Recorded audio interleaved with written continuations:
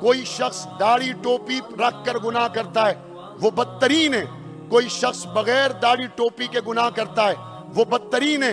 इस्लाम में मेरे अल्लाह के नबी ने फरमाया, अगर मेरी बेटी फातिमा भी चोरी करेगी हाथ उसका भी काटा जाएगा।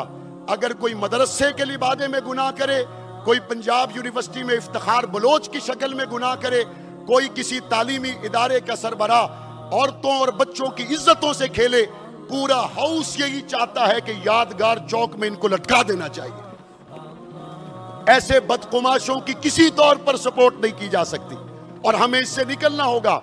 अगर पेंट कोट टाई वाला गुनाह करे तो जनाब दाढ़ी टोपी वाला तबका उस पर इल्जाम लगाने मैदान में आ जाता है, और अगर दाढ़ी टोपी वाला गुनाह करे तो टाई वाला तबका उसके खिलाफ आ जाता है।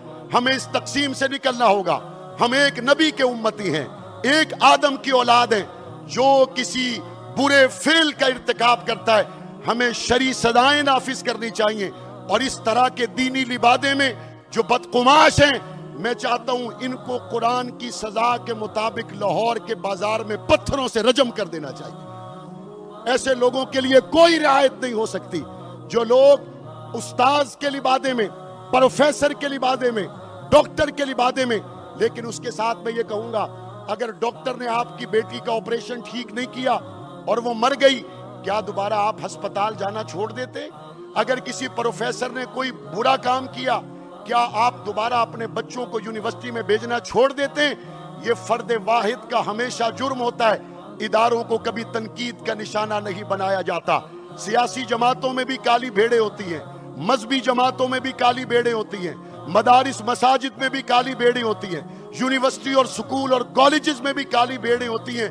हमें उन बुरे लोगों का सद्देबाब करना चाहिए, लेकिन फर्द वाहिद के बुरे अमल को मौजूए बहस बनाकर हमें मसाजिद के खिलाफ, यूनिवर्सिटीज के खिलाफ, मदारिस के खिलाफ, कॉलेजेस के खिलाफ मुहिम जोई नहीं करनी चाहिए।